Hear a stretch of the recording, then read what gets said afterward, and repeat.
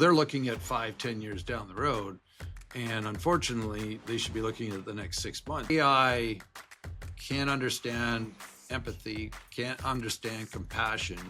It can't understand how the customer thinks. That can only happen one-on-one. One of the premier industry leaders in technical knowledge, technical training says the winner of restoration tomorrow is really the one that dials in the soft skills and provides the best overall customer experience. Yep.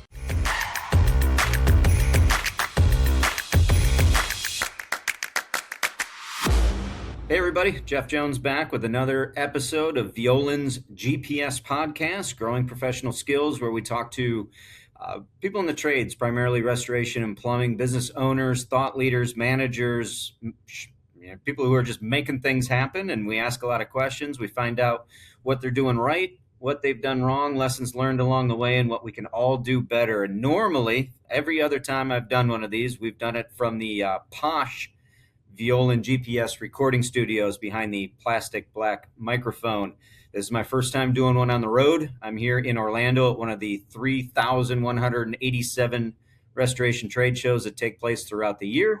I'm currently situated in between Mickey Mouse and SpongeBob, but I'd much rather be right here with my good friend, Mr. Darren Hudema. Darren, welcome, and thank you for being here on our session. So I want to kick off. I think most people listening are probably going to at least know you or going to know the name. You're kind of a well-known, a legend, living legend in the restoration industry. And so I think most people are going to know you, but can you give us a real quick 30-second snapshot of your background, and then I'll start hammering in on all of the things you've done wrong in your life. Yeah, hammer in is right. But listen, thanks for having me, Jeff. It's a real pleasure. And a little background. I've been in this industry for 51 years, and a lot of people will look at me and they'll go, 51, how old are you? And I say, I'm 60. They had no child labor laws in Canada. Let's just put it that way. Those were the good old days, my friend. Yes. But I grew up through two family-owned businesses in the cleaning side of the industry, and essentially that's where I got my start. So, and to where I'm at today, has a lot to do with my dad and those two businesses back in late 1960s, early 70s. Nice. So I wrote down a couple things here just to catch people up. ASTM International Committee member, Microbial Warrior Academy Board of Director, IICRC Board of Director, PuroClean Director of Training and Technical Services, IICRC instructor, and a very, very involved individual in the Restoration Industry Association. So I think a lot of the certifications, I think a lot of the training, a lot of the standards that are in the industry, you've had a big part of over the years. Yeah, it's interesting because you just read off a list, and sometimes I don't even recognize, some of the things that I've been doing over the last number of years. There's two committees also I'm involved with the RIA, AGA, and also the membership committee too. But it kind of all started back when I had taken my very first IICRC class with Cliff Slotnick, and Cliff was ended up becoming a really incredible mentor. And then another class I took was with Tony Macaluso, and Tom Hill was another one. And, essentially saw how actively involved they were in the industry back in the 1980s, 1990s, and based on how this industry has kind of looked after my mom and dad's family, which I was the oldest of six siblings. It's also looked after mine. And as I progressed through the number of years, saw what it had the ability to do for families and what it did for ours. And so I've been actively involved over the years with, back to the ASCR days. I was on the third edition of the S500 revision a number of years ago, saw what, that involvement led to. And as a result, with the position I have as the director of training, it gave me the opportunity to be more involved to not only help with effective change, but keep me abreast of what's going on in the industry and to be able to bring that to the academy, our franchise owners, but also to be able to help the industry make advancement and change. So, looking at all those, one thing's kind of led to another. When you said ASTM, I got involved with the FO6 and the UO6 committees because they're in standards writing for the building envelopes, resilient floors, et cetera, which effectively involves what we do with our standards in water damage, mold, things that are related to the effects of heat and moisture movement through the building envelope and systems and climate zones. Well, how does that affect what we do in our industry? Some of the buildings that we tackle when it comes to moisture related problems. Sometimes it's not even related to the water loss in itself, but a building science related issue. So getting involved with all these different committees and programs has allowed me to become, one, a better instructor, but two, to be able to have a good competence as far as understanding and building science and how moisture wants to move and things to that extent. So it's kind of led to where I am and all the different things I've been involved in. You ever just sit around and think, you know what this industry needs? More acronyms. We Oh, could get more. that's an understatement. You end up in a class and you're always caught by the acronym police. What is the ISCRC? What's the ASTM? What's ACGIH? What's the WRT ASD? Yeah, it's crazy the acronyms that are in this industry, and we need a glossary. Maybe Yeah. Pat Moffat can write that one, a glossary that's just strictly on acronyms. When I first started at Violand, and all of our training programs are all acronyms, MDP and RPM and all these different ones. And they kept talking about VMA and how important VMA was. And I kept going through the list trying to, like, what class is VMA? And at this point, I've been working there for a couple of weeks, so I felt like an idiot. I'm like, all right, it's too late now. I can't ask. And it took a good month before I realized VMA was, Violand Management, the name of our company, what they were talking about. But you get so overwhelmed with all the ones that are out there. So with all the different directions that you could have gone, you owned your own business, and you came from the family business, and I know you were with Legend and a few others that are out there. What was it about the technical education and the industry leadership piece that drew you? That's an interesting question because you had a question that I was reading a little bit earlier, and one of my greatest failures was probably because of what I ended up doing when I, decided to get into owning my own cleaning and restoration business. And I put a lot of time and effort into that. And sometimes you forget about one of the most important assets in your life, and that's your family or your wife. And she was from the United States at the time, and I moved her up to Canada, 14 years. And by the time I realized that something wasn't quite right, and decided to sell my business to take her back down to closer to her family in the United States, essentially what ended up transpiring was that move was an opportunity that became available when Dry's was looking for an instructor. And at that point, they were looking for a WRT instructor, but they were also building one of the very first flood houses, which was back in 1999. And they were looking for one instructor, and essentially they ended up hiring two, myself, well, Pat Dooley first, and then myself. I came on a little bit later. But looking at that was an opportunity for me to get to the States, albeit too late, because I ended up going through a divorce anyways. Once I sold the business and everything, I got served, and essentially it was over. But having gotten involved as an instructor on the WRT side, and then we ended up developing a hands-on program that was related to that very first flood house that Dry's built in Burlington, Washington.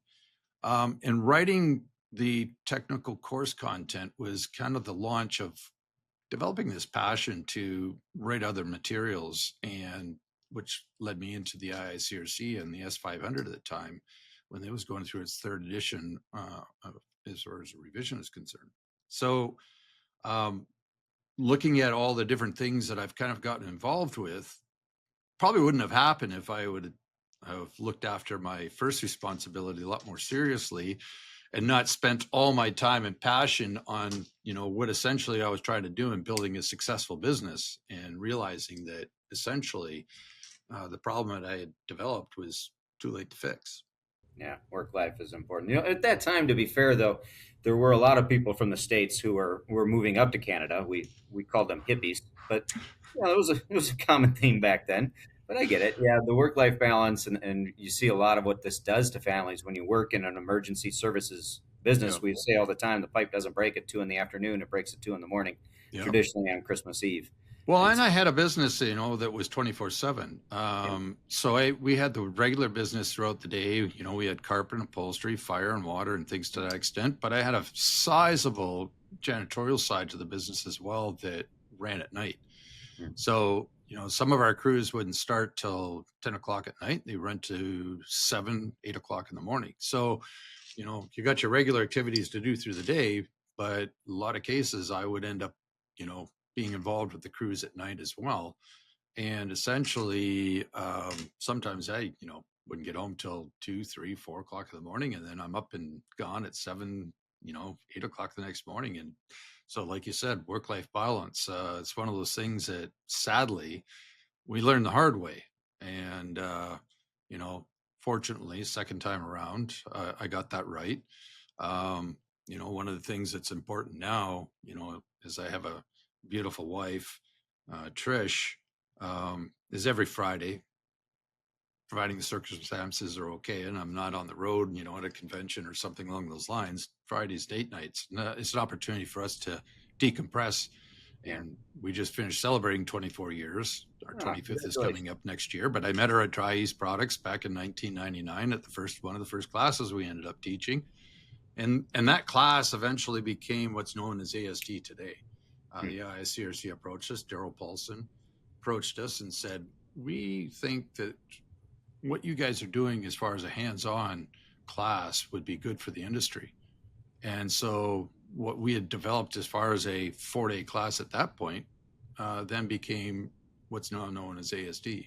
And essentially it required us, making some changes and things to that extent to make it an ASD class. But that was where it first started too. So basically, instead of building a business that provided a lifestyle, you created a monster that just added responsibility and took time A lot of away. time. Eventually, it costs you. So that was your mistake back then in building that business. What are the mistakes you're seeing now that restoration owners are repeatedly making today? So, when you look at this industry, people refer to it as the multi-billion-dollar industry, and it is. Mhm. Um, but when you're coming in as a business owner, maybe you're brand new, and you're getting into for the very first time, and having been involved as the director of training for PuroClean for 7.5 years now, um, I've seen the number of franchises over double in that period of time. And so we get a lot of new owners that come through. And one of the challenges that I see is that, you know, they're going to create a name, they're going to get a phone number, they're going to put a sign on the side of their vehicle, and they think the phone's going to ring. And they come in with no business plan. And I think that's one of the challenges that I see with a lot of owners today, whether they're new or they're seasoned. How many don't have business plans to effectively measure what their business is, where they're going to go, what are the goals that they're looking to do?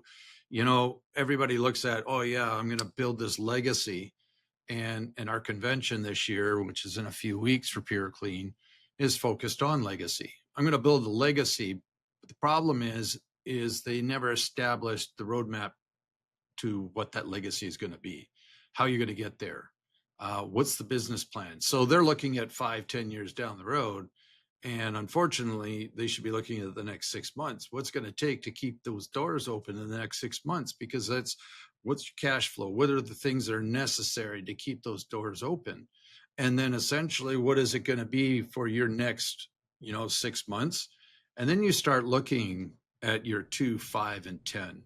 And if you don't have goals that are clearly defined that everybody can see, it's not just yourself as an owner, Mm-hmm. it's all the stakeholders within your business, your employees, everybody that is a part of making that business happen and grow. They got to be able to see the goals as well. And so some of the mistakes that I see that people make is not having a business plan. They don't do, a SWOT analysis of their business once it is up and running, year after year, and seeing exactly the things that are necessary. Did we grow? Did we not grow? Why didn't we grow? What are the things that we're not doing that essentially is causing us to, regress? If you're not growing, you're dying. And so, you should be looking at double digits year over year. If that's not happening, then what are you doing to manage your business properly? And so those are some of the major things that I see in business today. And when business is busy, how many just stop marketing? Oh, we can't take any more work. And then you go back into the lull and they're wondering, well, who forgot to pay the phone bill? So the phone stopped ringing because you stopped doing the things that are necessary to keep them running. So you have to have a BDR that's out there, or it's yourself. In some cases, people buy a job. I think that's one of the challenges is, when they get into, whether it's a franchise system or they decide to start an independent company, they essentially buy themselves a job. Well, that's not what an entrepreneur is. If you look at an orchestra, you have a conductor, but if the conductor was to play every instrument in that orchestra, what would it sound like? It wouldn't have very much harmony to it. It probably wouldn't sound great at all, and pretty dysfunctional. But he knows what every instrument needs to be doing. He knows how it needs to sound. He knows how they need to come in at the right time and essentially make that orchestra sound the way that it does when you're sitting in a theater. He's conducting. That's what an entrepreneur needs to do. He needs to be able to understand what his limitations are, hire to his weakness, and ensure that he's got the right people. I read a great book called Good to Great by Jim Collins, Yep. And talking about putting the right people in place as far as your business is concerned, and then determining where it needs to go. That is so true today. Is having good people that are going to make your business successful and create a brand for yourselves and something that's successful, that you in fact do have a legacy. I'll tell you what, if this training thing doesn't work out for you in the end, if you want a job selling Violand business planning retreat packages, I know a guy who could use some help with some of that stuff. So I couldn't agree with you anymore, man. That's well. awesome. Listen, I appreciate that, and having had the opportunity to attend one of your business planning, seminars, it was interesting to me to find out, some of the people that were there that have been in business for many, many years since the first time they ever did a business plan, Yeah. and then to ask them the question. So, what did you learn? Last year we didn't do so well. Do you know why? A lot of people have no clue. They don't. What's your competition doing? Numbers. Is your competition growing? Because essentially, the industry might be down. I heard a stat not too long ago that the carriers are saying that, claims are down over the last 3 years combined about 81%. That's a pretty significant decline when it comes to the insurance type related business. But that doesn't mean that business disappears altogether. Right. So you always have the ability to, chip away at other people's business. But then you got to look at, well, how does that happen? What's the customer service that you're providing? Why is it people want to call you? We can do all this work out there trying to build relationships with people. But when it comes time for them to make a decision, they're not going to make a decision based on relationships. They're making a decision based on trust, trust and competency. So then you start looking at, well, what is it that you're providing at that point that is going to give them the confidence to make that phone call and make a move to you when they've already got a great relationship with another company they've been using for a long period of time. I can remember one situation where we tried to get one adjuster. It took us 3 years to get this one adjuster. He was happy with who he was dealing with. Mm-hmm. And one of the comments that I say, there's going to be a point where they're not going to either able to be able to deliver, or it's going to take them some time, whatever the case is. That's okay. I don't mind being your number two. Yeah. But when I get the opportunity as a number two, I'm going to make sure that they never made a mistake in making the call for us to come in and do a job for them. Yeah. It goes back to the old Avis slogan: "We're number two. We try harder." Yeah. Exactly the point, right? Listen, I ended up doing a presentation on that for a convention one time because of that. Because at that point, when you mentioned Avis was number two. Who was number one? Hertz. Hurts. Yeah. It Hurts. was Hertz. And if you remember the old commercials, O.J. Simpson running through the airport, leaping over the benches to get to where his car was, so he didn't miss the bus. Well, Avis brought the cars to the airport. Yeah. That was a significant change in a business model. And that's one of the things I think also when I look at business leaders today, some fail to adapt to change. Why? Some cases it takes you out of your comfort zone.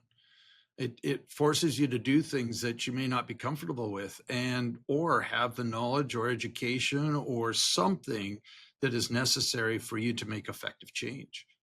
And that's one of the things why I keep involved like I am with all these different committees and institutes and associations, is what does need to be changed, how can it be changed, and what do we do to help make effective change. Yeah. Interesting. It turned out that TV commercials ended up not being the thing OJ was most remembered for, by the way, but he did do those. Uh, but, so when you talk about the change that's happening in the industry and the change that has to happen in your company, if we're getting business from here and that business dries up, we got to go find it. We got to go turn over a new stone, a new rock. And to make that happen tends to bring about a lot of pressure, brings about a lot of chaos, new responsibilities. So as you were going through your career and you had to almost reinvent what you were doing at different times as forces came upon you from different areas, what'd you learn? How did you learn to handle the pressure, the chaos, the responsibility that comes with a 24/7 emergency service industry? Trial and error, sadly. I Being mean, on the electric fence? to be quite honest with you, I mean, that's one of the things when I tried to learn as much as I could with, not only from my dad, and the two family owned businesses that we had, one in Ontario, Canada, and the other one we ended up buying and growing was in British Columbia when we moved back. But looking at, I tried to learn as much as I could for the people I worked with. My first opportunity to really get into the restoration side was because of my dad being involved in the janitorial supply side of the business in Canada, working for one of the largest janitorial supply company in Canada, Mm-hmm. and ended up putting me in touch with somebody that was in the restoration side of the business in Vancouver, guy by the name of Lyle Poland, and now a company that he started something that was called SteamX back in the day, and training was really important for him. It led to moving to Vancouver Island, and one of my clients that I had sold a truck mount to said, "Hey, we're short on staff. Would you mind helping me out for a weekend? All my guys are working at the fire department," so I helped him out, and that turned into an opportunity that lasted 3.5 years. But one of the things that was important for him too was training. Training was a focal point, and so not only with the IICRC classes, but even him as a mentor. Peter was just an incredible person that had a vision, how he wanted to do things, how his equipment looked, his vehicles looked, uniforms were important to him, and so one of the things that I got from Peter was a way that he wanted to do things, and then that opportunity led to another location that he allowed to open up under his name further up the island, and again learned from two owners some really, really valuable business lessons. But essentially at the end of the day, until you actually get your own business up and running, do you find out that trial and error is one of the factors that sadly we end up learning from. But that also helps us to appreciate why we have standards. Good, successful companies write SOPs for their companies so that they've got a standard of operating procedures that everybody's able to follow. So when you bring in new employees, whether it's on the administrative side, operations, sales, marketing, whatever it is, you've got policies that are in place so that you're not constantly making the same mistakes over and over again. It's like, Okay. what Einstein said, doing the same thing over and over again, expecting a different result. Yeah. So, standards in a company are important, but then you asked a question earlier, what do we see as far as, things that companies should be doing or are not doing? You should be following the industry standards. They're written for a reason. Well, sadly, we see a lot of companies that don't. Oh, well, that's what's in a book. And then there's the real world. What actually in fact happens out there. Well, Yeah. until you end up in court, do you actually realize how important standards become? So, looking at those factors as far as, success, failures, things that I've seen over the years, uh, sadly, we end up learning, from ourselves, the mistakes we make. But that doesn't always have to be the case. And that's one of the great things about being involved with the association, the Restoration Industry Association. Having been involved since the late 1980s when it was still ASCR, made a lot of friendships over those years, guys that really, you know, took other companies under their wings, people under their wings, mentored them, helped them to become successful. And you see the growth within the RIA over the last number of years. It hasn't changed. It's what we're doing for the industry, AGA events and helping educate, legislators and using the standards to help build up our industry.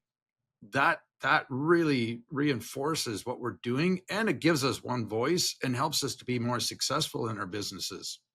Big changes this year at the 2026 Violand Executive Summit. The program is now being held July 20th through the 22nd at the Eaglewood Resort and Spa in Chicago, Illinois.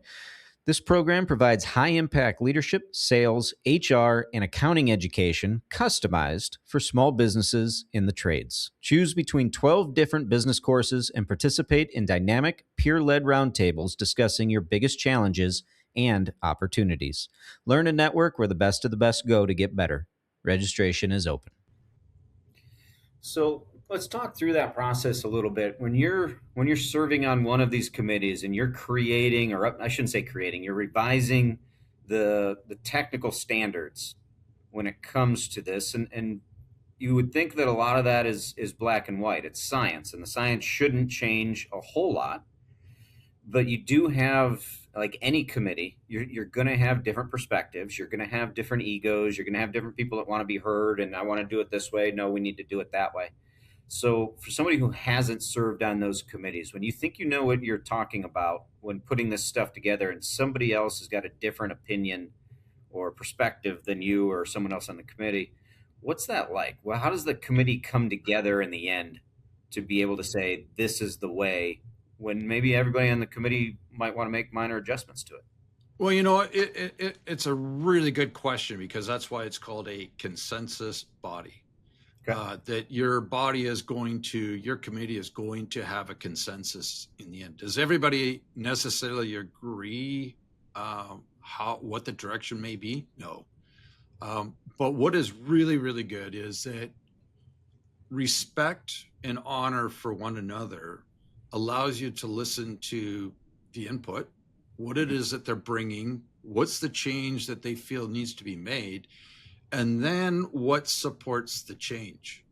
What is it based on science? Is it something that's factual, not just junk science? And that's one of the things, you don't know what you don't know. And when you think about when the very first standard was written back in 1989, maybe earlier for carpet, maybe earlier, maybe the S500 was maybe 1989, somewhere roughly in there when that first standard came out. That book was probably, in fact, I see it sitting on my shelf right across there. It's about that thick. You look at what it is today. Not Egyptian papyrus over there? Yeah, it's papyrus, absolutely. It's actually the first standards was on 2 tablets. There was 10. They were literally carved out, one That's by a awesome. finger, the other by a chisel. But at the end of the day, when you think about opinions, everybody's going to have an opinion. Some of them are aligned, some of them are not.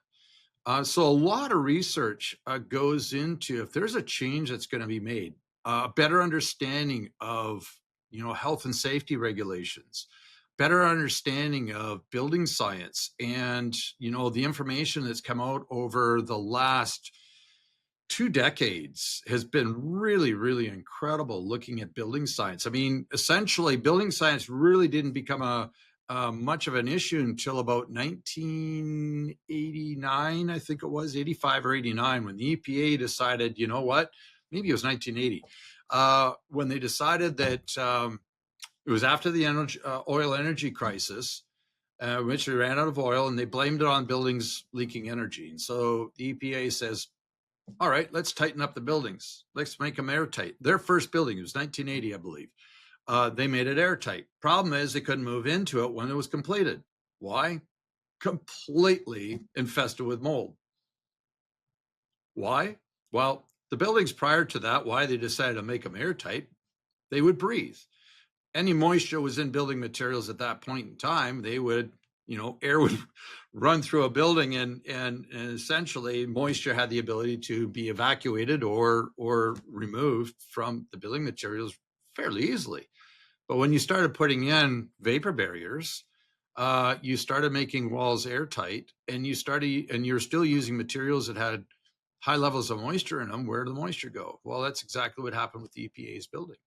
Essentially, they closed all the moisture in, and as a result, it became contaminated with mold. So it led to building design changes that has constantly been going on for the last 2-3 decades when you think about it. And not only that being a factor, what's also unique is we've got 7 climate zones in North America alone. So when you think about 7 climate zones and how those buildings are constructed, when you're writing standards, now you start looking at, well, as we go in to do a water damage, you start finding out crawl spaces that, water didn't get to, or maybe it did. And you get into a crawl space and you find out that the water damage is not less than a few hours old, but the entire crawl space is contaminated with microbial growth. Why? It's a building science related issue. No vapor barriers over soil. Soil evaporates. Soil will always be wet. And so you start looking through why some of these buildings are failing, and then what are the solutions? And that's led into a specialized aspect. You think of where this industry came from. It came from janitors. Janitors became carpet cleaners. Carpet cleaners became flood suckers because they had the equipment to do so. Water damage led to fire damage. And those two factors led to microbial related issues. And that only became magnified in the 1990s with the Ballard case in Dripping Springs, Texas, when you had a major water loss, and to find out that, now you got a microbial problem. They probably had a microbial problem before the water damage even started because of the climate it was in, how the building was constructed. But now we're getting a better understanding of how all of these things all play together, the second law of thermodynamics, physics. And then you start looking, at other operational factors when it comes to the work we do within all those disciplines, from carpet cleaning, upholstery cleaning, fire, water, mold, et cetera, biohazard. There is so much information that is out there that's been researched, published, that can be utilized to now support the standards and to give us some good pillars that we can utilize to continue advancing and moving the industry forward. For the most part, why? Prevent litigation issues, because that's essentially what ends up happening. Is if you have failure, what was the failure the result of? Not doing our job properly, or are there other underlying factors that are contributing to a failure after the fact that are not even related to us, like concrete, for example? Concrete holds, in order for concrete to be strong, it needs water. And like the Boston Tunnel, from the original time that it was originally poured and created, it's over 300 times stronger now being underwater than it was when it was first poured. Why? Concrete loves moisture and it gets more durability. Well, the thing is most concrete's poured over soil. So we could have a water damage. Water damage is only going to affect probably maybe the first 3/4 or inch of the actual material. But down in the core, depending on what the thickness of your slabs can be, you've got maybe another major factor that's going on, from whether it's hydraulic pressure to hydrostatic pressure to osmotic activity, pH imbalances, that you put a new floor down and it fails later on. It's not necessarily the result of a water damage. Well, how do we communicate that in our standards today? That research is being made available, and there's just endless amounts of publication and material that's out there that supports, failures that are related to mature slabs that don't even get talked about. Well, that's led to a research paper that I've been working on for about the past year now, focusing on something like that, and hopefully makes it into the next standard, because it is an area that we get questioned on all the time. So when you talk about opinions and differences, we all have opinions, and we all have things that we feel need to be said and included. Just bring the material that's necessary to support it. And then essentially the body will massage things, the consensus body will massage things till we get to a point where they agree on the language that's been written, and then move forward. Do you see certain, and it's really sad to hear that the EPA made a decision and then it completely backfired. It's shocking the government would make a poor decision. But is there areas in technical training and certification and standards in our industry, one that we're killing it? We are so far above and beyond where we even need to be. Are there areas in the standards that we have as an industry need to sit down and say, we've got to get a little bit better? It's always a work in progress. And that's one of the things that's, when you think about the S500, it's going to be its 6th edition. The S520 is now in its 5th edition, I think, if I'm not mistaken. And each time a new edition comes out, it becomes stronger. It becomes more refined. And sometimes, there are things that you still want to include, but just don't have enough support or factual evidence to base a change on. I think, the 80 to 85% of the work that's done when it comes to the cleaning and restoration industry is in water. So when you think about, two standards that are really, really good at this point are the S500 and the S520, because of the amount of time and work that we do within that. 2 years ago, it's almost 2 years ago, that the S700 came out for the fires. And again, that one is going to start a revision process. It's fairly new, but it's also going to go through another revision pretty quickly, again, because we have better information to be able to utilize whatnot. I think, based on where we're at today, and to look at how our standards are being recognized in the legislatures, pardon me. Legislators are now seeing, they're looking to put rules and regulations in place to protect consumers, and are looking to, write things that could be counterintuitive to the industry, could be damaging to the industry, and to, the business owners and those businesses alike, trying to protect consumers. Robbie Bradshaw is doing a really incredible job in getting the standards in front of the legislators and being able to say, hey, you don't have to reinvent the wheel. This is already what's been written, and we've got the training classes and the things that are necessary for restorers to be good at what they do. Challenge is we just need them to be able to put their employees through the classes, make sure that they're following the standards. You can't just go and take one thing out of the standard and use it in maybe your F9 notes and Exactimate, but not follow any of the other part of the standard. Okay. It's either all or nothing. But when you look at the standards and what we're doing well, water, mold, and now the fire one is really fantastic. I think, we look at carpet cleaning. That one's been out for a long time. It's gone through a few revisions.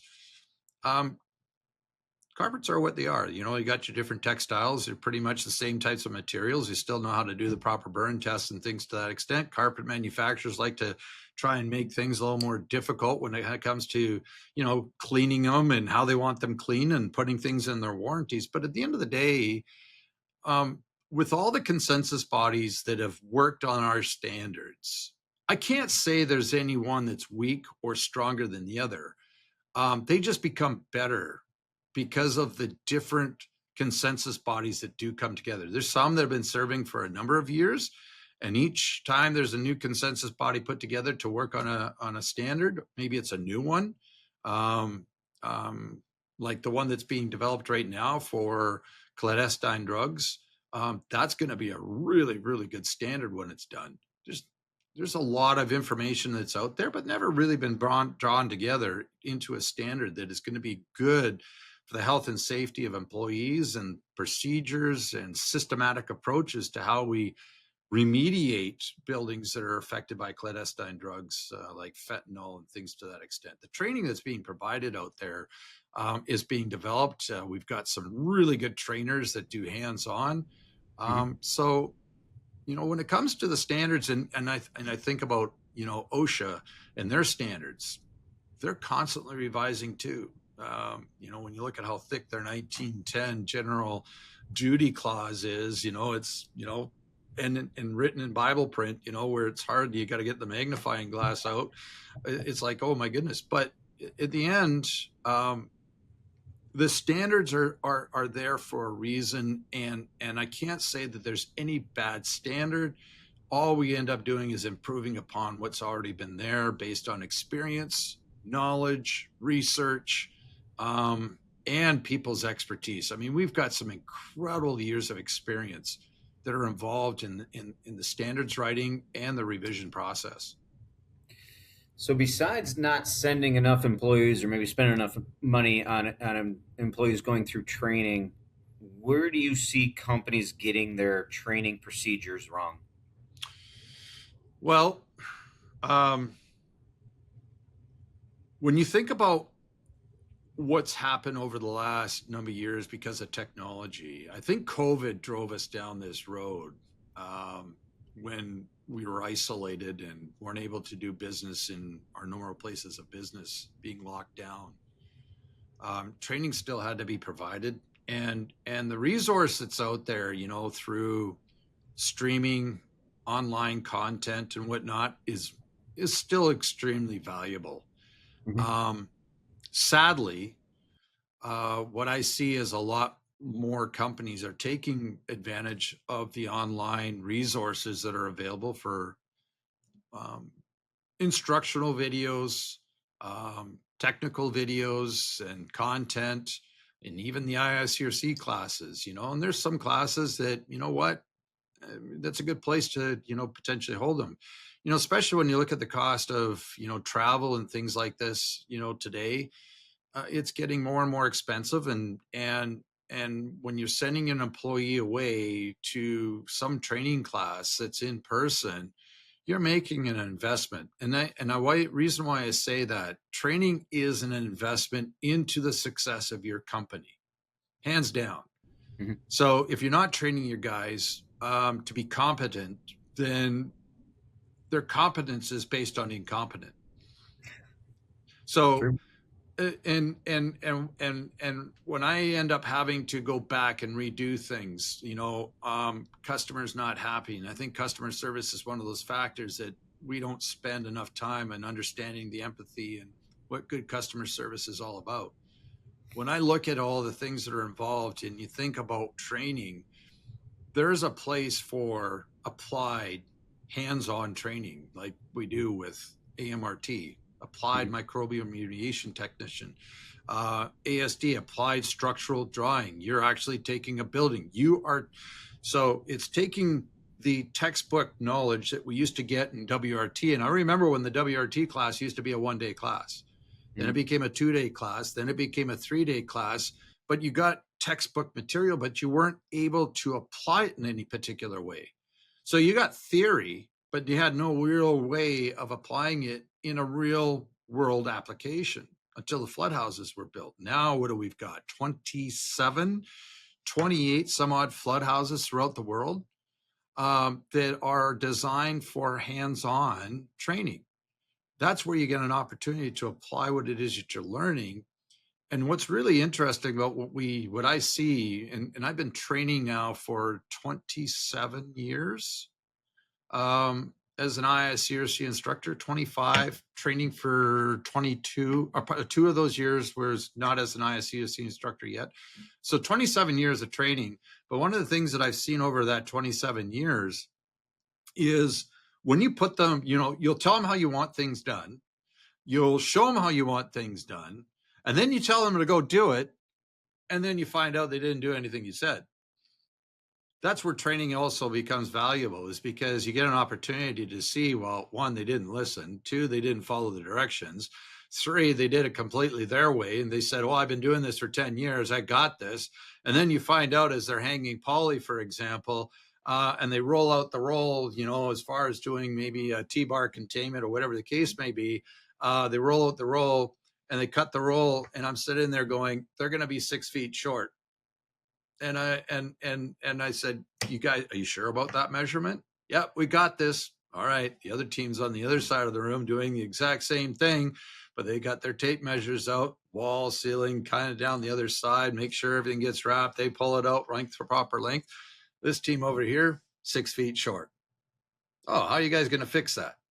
Right. And essentially now it's training a moment for us as instructors, because now you got 4 guys on that team. You're 6 feet short. What are you going to do? Well, we'll cut a new piece of poly and we'll attach it to what's hanging. Great. So what did that take them? 45 minutes times 4. How many man hours did you just add to the job? And what does that do to my bottom line when it comes to my P&L? So when you're looking at training, hands-on gives you an opportunity to see the mistakes that are going to be made. Because if they're doing it here, guess what they're doing in the field? Yeah. And they're doing it the way somebody else may have taught them and may not necessarily be correct. When it came to employees that I was looking to hire, a lot of times I was not looking for experience. And the reason why, sometimes you inherit bad habits. And there's a saying, you can't teach an old dog new tricks. There's a lot of truth to that. Because people get stuck in their ways, or this is always the way we've done it. I hear that saying more than I can shake a stick at. Oh, this is the way we've always done it. Great. Yeah. Does that mean it's profitable? Does it mean that it's efficient? Does it mean it's going to accomplish what it is that you're looking for? So yeah, online training can be great, to get you introductory training and courses that, can help you get started. But I see that we need more applied structural classes, that are, fire, for example. It's gone all online, most of it. And there's not very many hands-on classes that are doing structural remediation when it comes to fires anymore. Why? It's costly. But at the end of the day, how else do you teach cleaning principles? What are all the cleaning principles? What are the techniques? How can I improve efficiencies unless I have the ability to work with you hands-on and show you what those tools are, show you what those systems are, show you what those processes are? Yeah. Well, as somebody, and this we'll wrap it up here. Final question for you. As somebody who's been so involved in the technical part of the industry and helped shape the standards of the restoration industry as we know it today, somebody who's been a business owner and understands the business portion of what takes place there, works with hundreds of franchisees nowadays, and also as somebody who's so heavily involved and such a leader in the Restoration Industry Association, the industry inside and out, every piece of it. So if you were to talk to somebody who's newer to the industry and say, hey, these are the changes that are coming. What I know is going to get you so far. This is going to change. What do people need to be aware of for what that next mountain looks like? Well, I got asked this question during a podcast to the RIA based on AI. When you look at change, AI is changing the industry as we see it, and it's going to change it significantly in the coming years. And that's something that business owners are going to have to adapt to. And they're going to have to make a part of their business model. The sad part that I see is that when it comes to the work that we do, AI can't understand empathy, can't understand compassion. It can't understand how the customer thinks, what the expectations are as far as the customer is concerned. That can only happen one-on-one. So when I look at the future, um, the training of your employees is going to be paramount. And how you do that is going to be significant to the success of your business. Yes, AI is doing all kinds of things when it comes to 360 and being able to identify and doing sketches and maps and getting to the point of estimating and things. But what it can't do is that one thing that we've got the ability to do is the customer experience. And if your business is not based on the customer experience, that they have a good experience with you as a person, as a team, as a company, all the money that you spent to get that one customer, it's going to take you 3 or 4-fold to get and replace that one customer that you could have maintained and been a champion for your business moving forward. So being able to provide relentless customer service, what's going to make you stand out and be different? If you don't find something that makes you different from everybody else, and that's what made us different, it was our look, it was the way we did things, it was our customer approach. We wanted to ensure that that customer got the best experience. And when you think about experience, AI can't replace experience. It can't replace how that customer is going to feel in the end by everything that's happened from the start to the finish. And so when I look at, a customer that says this couldn't have happened at the worst time, and we simply just go on with whatever it is we're doing and don't acknowledge that, well, what else is going on in their life? If we can't acknowledge the fact that something else is happening at that point in time that makes this even worse, what is that? Can we have that empathy? And that's one of the things when I look at companies today, and you think about good to great, everything is becoming AI related. You make a phone call and you swear that the person that you're talking to on the other end is a real person because AI has gotten that great when it comes to the answering of phones. But what they can't tell over the phone is emotion. They can't tell how the customer feels. And that's one of the things, your first interaction with your customer is over the phone. Are you able to acknowledge the tone of voice, how they feel? There's so much that could be said and heard on the phone. You can tell whether or not somebody is smiling or not. You can tell whether or not somebody is upset or angry. AI can't. And so that customer experience starts there. And then how is it communicated with everything else that you do? The way your equipment looks, is it clean each time it goes into the job site? Is your equipment, representative of the brand that you're trying to create? Your uniforms, are your personnel, do they reflect as a culture? And culture is so significant in today's society. What kind of culture are you building? Is it one of trust? Is it one of integrity? Is it one of responsibility? Is it one of accountability? Is it one that ultimately is going to help drive your business to become one of the most successful businesses? When you think of the competition that's in this marketplace, I can still build a multi-million-dollar business. And I took a business that was doing over $1 million a year a number of years ago when I moved from Washington State to California. My first year did 4 times earnings of that of before I came on board. Why? Change systems, change the way we do things, change the way guys look, how they approach, and making sure that they're properly trained, and with a customer focused attitude. So when we think about experience, we search Google. We do reviews of restaurants we're going to go to. We do reviews of what the food is going to be like, what the service is like, what the hotel is like that we're staying at. We see all those reviews. Those are reviews based on people's experience. And unfortunately, people can just put out whatever they want today without any accountability to what it is that they said.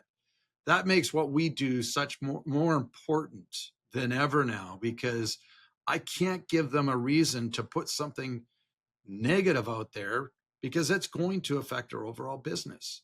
So when you think of how AI starts searching and does all this work, go chat GPT, who should I use for a water damage company, a fire damage company, or whatever the case may be, don't think it's not sitting there digging through all of that information that's out there and saying, oh, this is the one that you should consider, because that's where people are making their decisions now.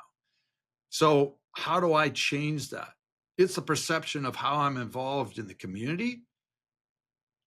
If I'm actively involved in my community, I'm actively involved in people knowing who I am, I'm going to have a greater chance of having them call me than somebody else, but I give them a greater opportunity to be champions for my company by the experience that they get from our team. What is it that we deliver? And that's what I try and base my academy on, that ultimately our franchises, we can be different.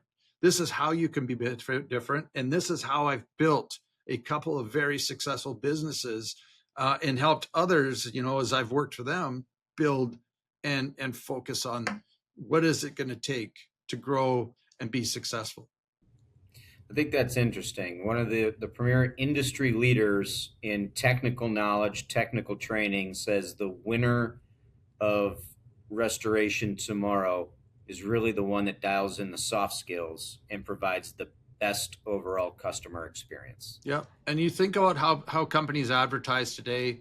If I mention BMW, what do they talk about in their advertising? Luxury. The driving experience, right? You think about Lincoln, for example. If you ever watch the commercials, Matthew McConaughey or Serena Williams, they talk about an experience. They don't talk about the vehicle.